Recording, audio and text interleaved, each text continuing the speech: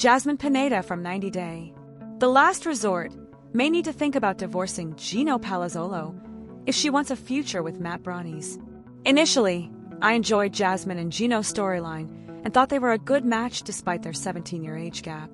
However, recent appearances by Jasmine and Gino in the past few seasons have shown me otherwise. They have shown numerous red flags, leading me to believe their relationship wouldn't last. Gino almost ended things with Jasmine, but she pleaded with him to give their relationship another chance, which led her to move to the United States. I wasn't excited when Jasmine and Gino returned to the 90-Day Fiancé franchise to get married. I knew they weren't good for each other because they were very unhappy together. Knowing how incompatible Jasmine and Gino had been for years, I wasn't surprised to see them participate in 90 Day. The Last Resort Season 2. I was certain they would break up, which is what happened on the show. The only thing that shocked me was the way the two broke up, with Jasmine proposing an open marriage and later on revealing her pregnancy with Matt. I was surprised when Jasmine introduced her friend, Matt, stating he was only her gym buddy. She didn't say much about her relationship with him, but it became evident when she announced her pregnancy at Tell All. Jasmine's co-star, Rob Warren, publicly expressed his disgust. He referred to her as a cheating wife, a claim that Jasmine vehemently denied on social media. The news of Jasmine's pregnancy with Matt not only shocked fans but also surprised Gino, who claimed he was hurt that Jasmine got pregnant with another man when he had always wanted to be a father. Some fans believe that Jasmine made a mistake by getting pregnant with Matt, but she insists that she didn't plan to have another baby. In my opinion, Jasmine's pregnancy with Matt drastically alters her future plans. The pregnancy also seems to put an end to any chances of reconciliation with Gino, leading me to think that Jasmine should file for divorce and move forward with her life. I believe Jasmine has already secured her future in the United States, so there is no benefit to her remaining associated with Gino. I think Jasmine should permanently end her relationship with Gino because there is no hope for an open marriage. I don't mind people exploring polygamy and fulfilling their intimate fantasies. However, I also believe it is a risky venture that may not work for everyone. Jasmine hopes that opening up her marriage will help save it. However, I think she is overestimating the effectiveness of ethical non-monogamy and may end up regretting it. She should divorce Gino because an open marriage will only bring more drama into her life. I also believe Jasmine is risking her baby's future by staying married to Gino. A chaotic home environment could potentially cause irreparable damage to her child with Matt, which is certainly not something she would want. If you ask me, Jasmine can ensure the best future for herself and her child by ending her marriage to Gino. She should focus her time and emotions on Matt, who she claims is an excellent father to their child. Perhaps Jasmine will have her ideal life if she divorces Gino and marries Matt. Jasmine has been spending a lot of time with Matt and publicly praises him on social media. She has also moved away from Michigan to be closer to Matt, and it seems she has distanced herself from Gino to the point where their marriage is no longer serving her. It would be in her best interest to legally end her marriage to Gino. In the aftermath of 90 Day, The Last Resort Season 2, Gino should also consider pushing for a divorce in order to move on from his unsuccessful marriage and focus on his future. Natalie Mordov-Siva from 90 Day. The Last Resort will never leave the United States, considering the glamorous life she has established here. She was in her early 30s when she fell in love with Mike Youngquist, a Washington native. Natalie accepted Mike's proposal and left her home country of Ukraine to build a future with him in America. She came to the United States with a few dreams. She planned to create a family with Mike and have a baby with him. Unfortunately, her dreams didn't come true. Natalie didn't enjoy being married to Mike, causing them to split up. Natalie quickly moved on from Mike. She joined 90 Day, the single life, and dated a few men before deciding to pursue a modeling agency CEO named Josh Weinstein, who became a significant part of her life. She devoted all her time to seeking his commitment, but things didn't turn out as she had hoped. Natalie and Josh joined 90 Day, the last resort to work on their issues. Natalie expressed her desire for Josh to commit to her, but he showed no interest in a future with her. Eventually, after 3 years of dating, Natalie and Josh broke up. There were speculations that Natalie would go back to Ukraine after her 2 failed relationships in the United States. However, she shocked fans by staying in America and going on a much-needed vacation. In early 2025, Natalie traveled to the Dominican Republic, where she learned to surf. She posted about her experience on social media, discussing how enjoyable it was. Natalie also tried her hand at kite surfing and posted a video of herself enjoying every moment. She took a break to detox from her failed relationship with Josh. Natalie said, "Catching my very first wave in the heart of paradise." In late March 2025, Natalie was seen back in the United States. A fan named Janet posted a picture of Natalie on social media via 90-day Femmelinated Way. Janet shared that the photo was taken in Orange County, California, where Natalie was at the DMV Department of Motor Vehicles, likely handling personal matters. Janet mentioned, "This is in Orange County, so maybe she's no longer a resident of Long Beach." Although Natalie didn't confirm any relocation, it wouldn't be surprising if she had moved to another place within California to be closer to showbiz among celebrities. Natalie doesn't appear to be in a hurry to return to Ukraine, which suggests that she has big plans for her future in the United States. Perhaps she will continue with her modeling career and work towards further success. Natalie may also start dating someone new and continue being a part of the 90-Day Fiancé franchise. Unlike some previous cast members, Natalie is much more entertaining to watch. She is unpredictable, but isn't as aggressive as Jasmine Pineda or Angela Deem, making her a strong choice for another season.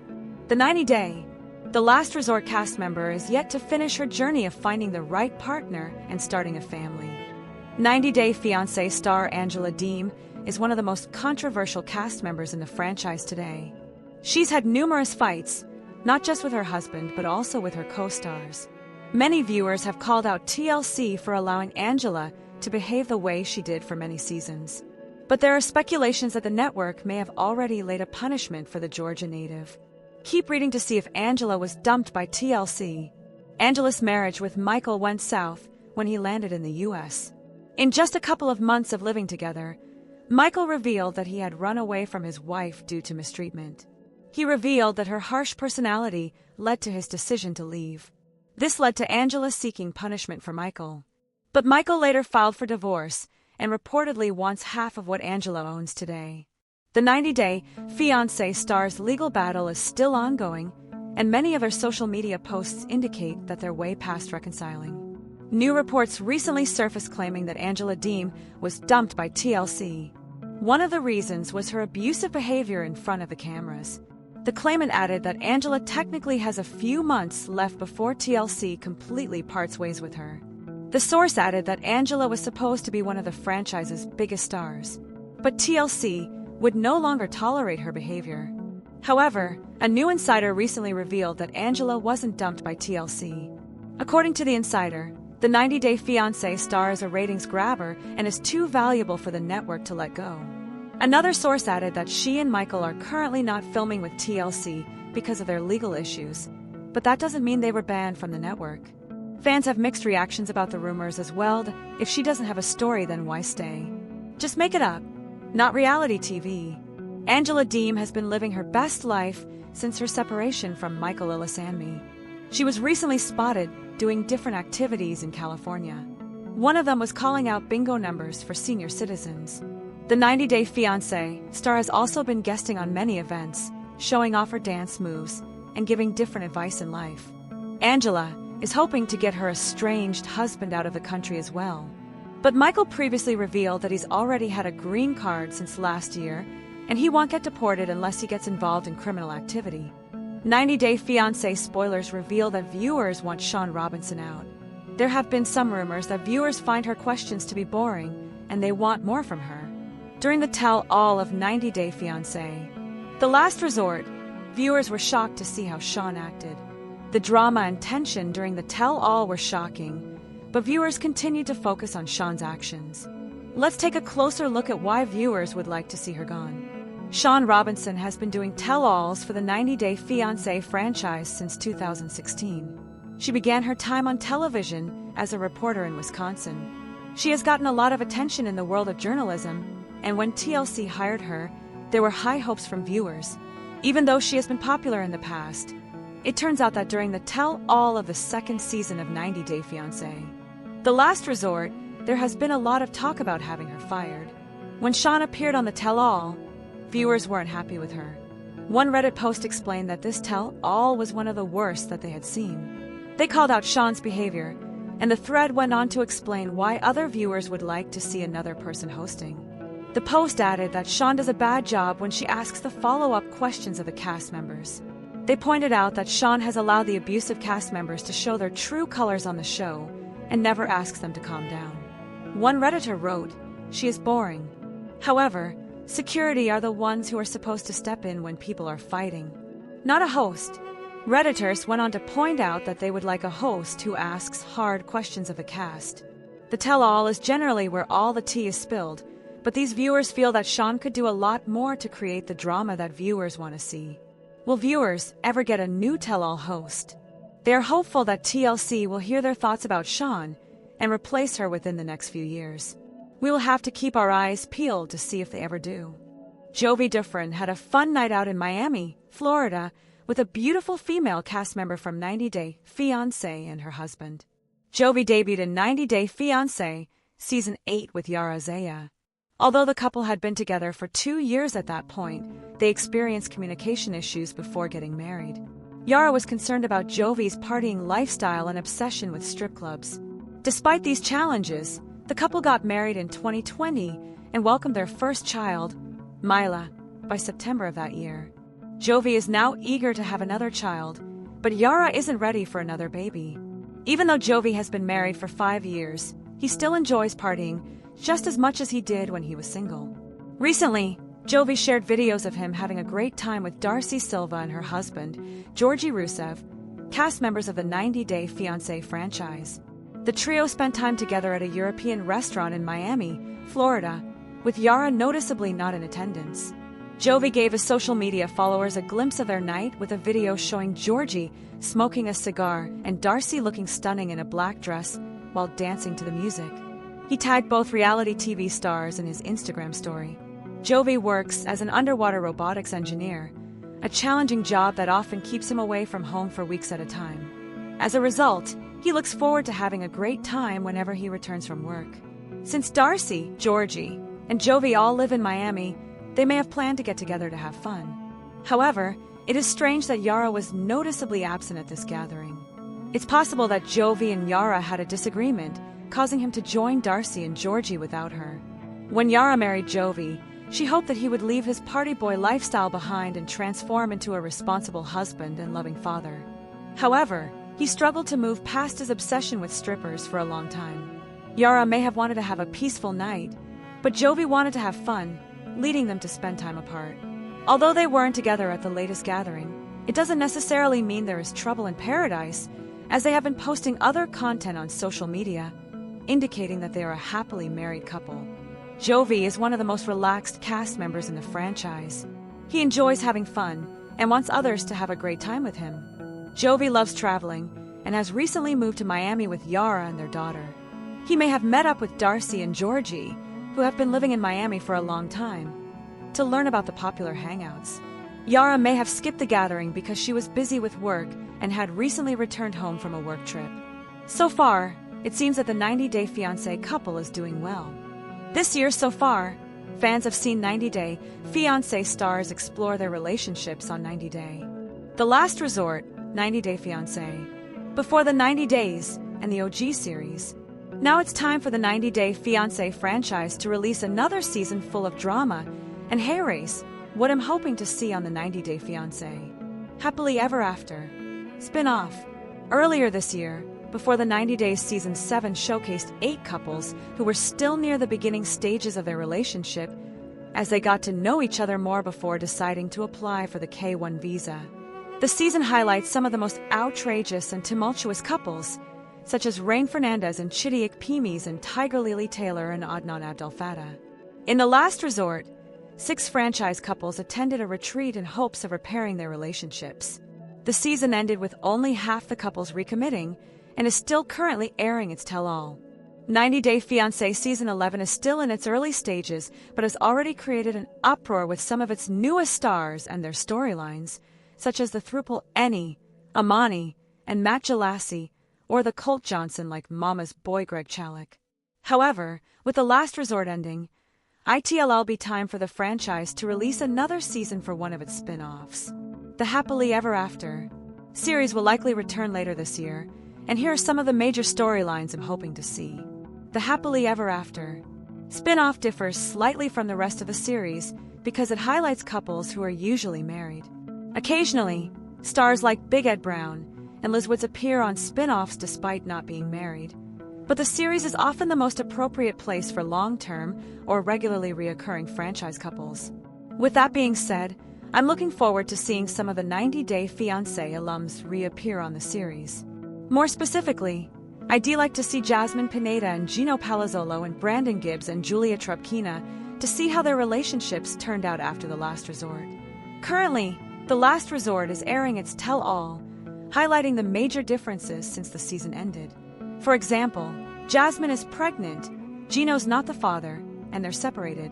At a similar token, Brandon and Julia seem to still be struggling after The Last Resort. Brandon thought he was making consistent efforts to live up to his promises, but he felt like Julia cared more about her own desires, like bringing her parents to America. However, another reason I would love to see more of Brandon and Julia in particular is because they haven't appeared on a more popular spin-off in a few years, so their return would be enjoyable. They have appeared on smaller side shows like 90 Day Diaries in more recent years, but watching them in their full element in The Last Resort was a nice blast from the past. I'm sure many long-term fans like myself would enjoy watching the couple in their environment and getting a first-hand glimpse into some of their problems. As entertaining as some of the older couples can be, their storylines and antics can sometimes get played out. In the past, there was an uproar over returning tumultuous stars like Jasmine and Gino and Michael Ilisamy and Angela Deem. Between their seemingly borderline abusive antics and the repetitiveness of their issue from season to season, fans grew tired of their inappropriate behavior. While I enjoy these couples more than not, I can also understand the annoyance. As a result, I would love the return of much newer franchise couples. For instance, I think Tiger Lily and Adnan would be great additions to the Happily Ever After spin-off. The couple got married in Jordan before the 90 days and became pregnant quickly after. At the Tell All, Adnan was in America, their son was born, and Tiger Lily's mindset seemed to change to be more aligned with her Muslim husband's point of view. Now that they have their son and Adnan is in America, appearing on the spin-off would be a great opportunity to showcase just how successful or not their relationship has been. I would also love to see if Tiger Lily is really more on board with Adnan's rules and culture, or if their relationship is just as shaky as ever. V and Sunny from the Same Before the 90 Days season would also be great candidates, as they have been involved with some interesting rumors since filming ended. Supposedly, Sunny and V aren't together anymore, and V married her dog sitter. V reposted the social media claims, but those posts have since been deleted. I'm not sure if the rumors were a big ruse to get more eyes on their experience, but the spin-off would certainly bring the truth to light. Overall, I think a good balance between new and old couples would help the 90 Day Fiancé Happily Ever After spin-off thrive the best. With some couples and storylines becoming repetitive, the newer couples would offer the show more balance. At the same time, though, some newer couples aren't as interesting or still have the same issues as their previous appearances, so having some alums, especially ones that haven't appeared as frequently, could offset those issues as well. However, I think the couples listed here specifically have a lot more of their stories to share and more to offer the franchise. In the end, these 90 Day Fiancé couples are still ingrained in my brain, and I need to know what happens next.